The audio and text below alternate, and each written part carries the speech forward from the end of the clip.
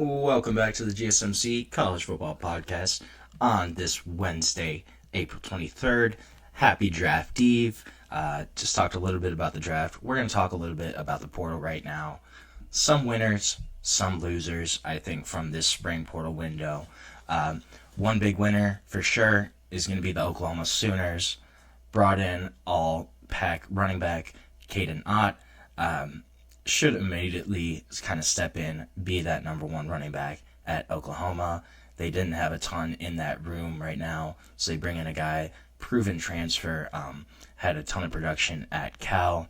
Definitely was Cal's best player in the past few years, but going to be a big upgrade at running back for Oklahoma. I think that was a really big win for them.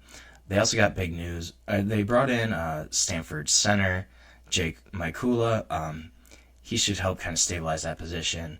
He might be in contention to start this upcoming season. Definitely will start probably in 2026, but just a big depth piece for Oklahoma there. And then they also got really big news when David Stone entered the portal and then announced that he was withdrawing from the portal. He was going to remain an Oklahoma Sooner. That was a huge win for them. Rising sophomore. Kid was the number 6 overall prospect in the ESPN 2024 class, played in 12 of their 13 games last year, had 6 tackles, I believe, but a guy that's going to step into a bigger role for Oklahoma and at a position that they really needed him. So just the fact that David Stone is still an Oklahoma Sooner, that was a really big win for them. On the other side of Bedlam, Oklahoma State actually also has had a pretty good portal window right now. They brought in 3 new guys, running back Freddie Brock, Georgia State transfer, 2 receivers, Christian Fitzpatrick, Cam Abshire, a couple guys from Fitzpatrick's from Marshall, Cam Abshire's from Emory and Henry, which I had never even heard of, not going to lie. But they also got one of the top tackles in the spring portal, Appalachian State transfer, Markell Samuel. ESPN had him ranked pretty high. I don't love going off ESPN rankings, but that's still a big pickup for them. Should solidify that left tackle position.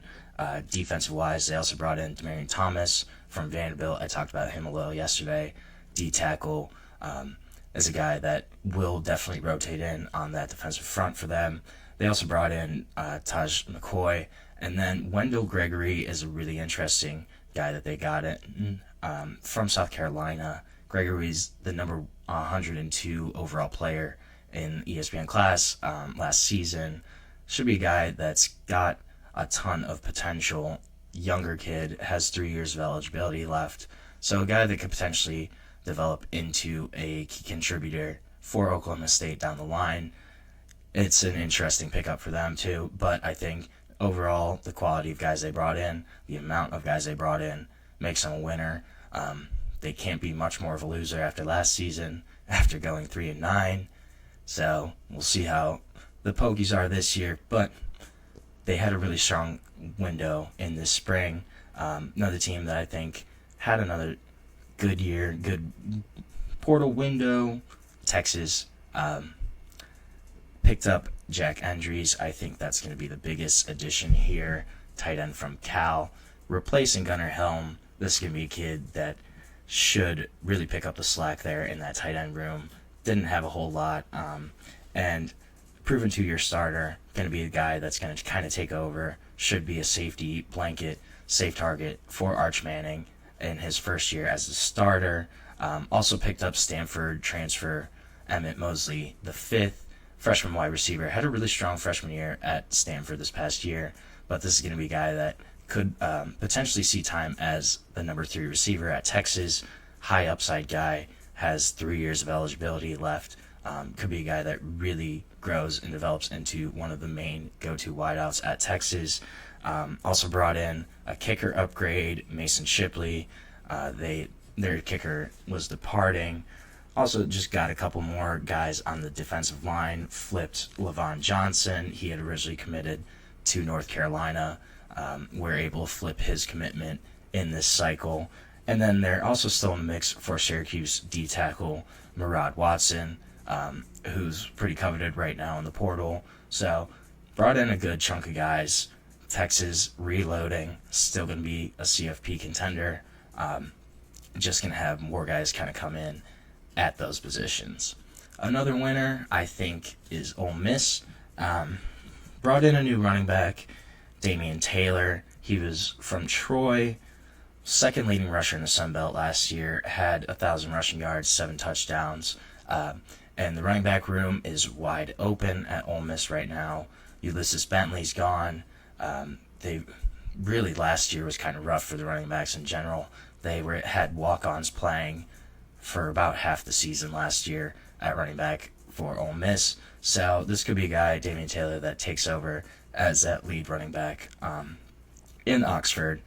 They also brought in a couple tackle and Terez Davis, developmental guy, just depth piece. But again, you can't have enough depth, especially now in this era, just with the portal. Most of your depth guys are leaving. Realistically, they don't want to sit behind guys for 2 or 3 years. So when you can bring in some depth like that, it really helps. Also brought in a couple corners. Main name there is Tavoy Fagan, who's from Clemson, freshman. And a lot of freshmen are transferring this year. I'll probably talk about that at another time. But Tavoy Fagan, freshman, transferring in from Clemson.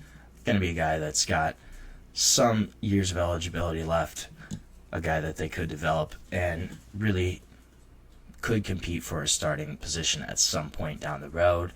And then their most interesting transfer. So it really seems like Austin Simmons is going to be the quarterback at Ole Miss. Kind of the front runner right now. But they brought in a backup quarterback from Ferris State. His name's Trinidad Chambliss. And he had 25 touchdowns last year. Rushing. Not passing. He had 25 rushing touchdowns. And I believe 26 passing touchdowns. So 51 total touchdowns. Had 1,000 rushing yards last year as a quarterback for Ferris State. 25 rushing touchdowns, though, I think as a quarterback is pretty crazy. So a really intriguing backup option for Ole Miss there. Potentially a guy that is going to be in on sub packages. Will Lane Kiffin try to use his rushing ability? I would venture to say yes, but we're going to find out. I just thought, the first time I saw his stat line, I had to double check. I was like, really? 25 rushing touchdowns. Pretty unbelievable. I don't know. You don't see running backs do that even. But a quarterback is just kind of mind-blowing to me. But it's not all sunshine and roses in the portal. Tennessee, obviously, I think is one of the main losers here. Just the entire situation is kind of tough for Tennessee, having Nico transfer out right at the end of spring camp. You don't have a starting quarterback at that time. Had to kind of shift gears, went after Joey Aguilar after he transferred out from UCLA. Once Nico went there, the quarterback trade was complete. I just think the entire situation kind of tough for Tennessee. They were put in a bind, couldn't really do anything about it. But then Nico, I think, is also a loser in this entire situation. His decision to leave just increasingly, I don't think, is looking great. He is on field at the UCLA, definitely going to be worse than at Tennessee. Just the type of guys that are around him, the caliber of players, skill-wise. UCLA lost pretty much all of their big skill guys this past season, and he's not going to be in a better spot from an on-field perspective. I also don't think he's going to be getting paid more.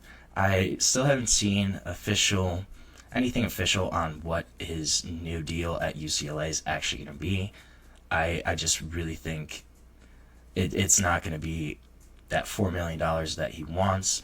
I'm curious to see if it's even the same amount of money as his Tennessee deal. He was supposed to make around 2.25 up to 2.4 at Tennessee. I will see if he even gets that at UCLA. I'm kind of curious. I don't really think he will, but I still haven't seen the numbers. I'm not sure. Then just another program I think is a loser is Stanford here. Stanford's lost 25 guys to the portal.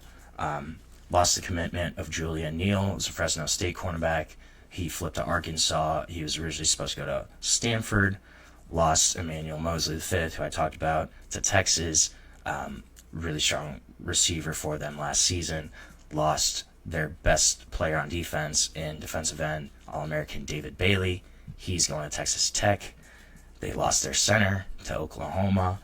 And they still need a full-time head coach. I wonder how recruiting is going to be affected by that. Frank Reich only going to be the head coach for this season.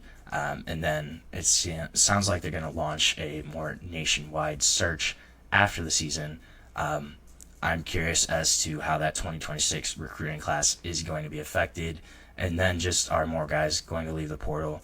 But this has been a mass exodus from Stanford, and it doesn't seem to be stopping anytime soon.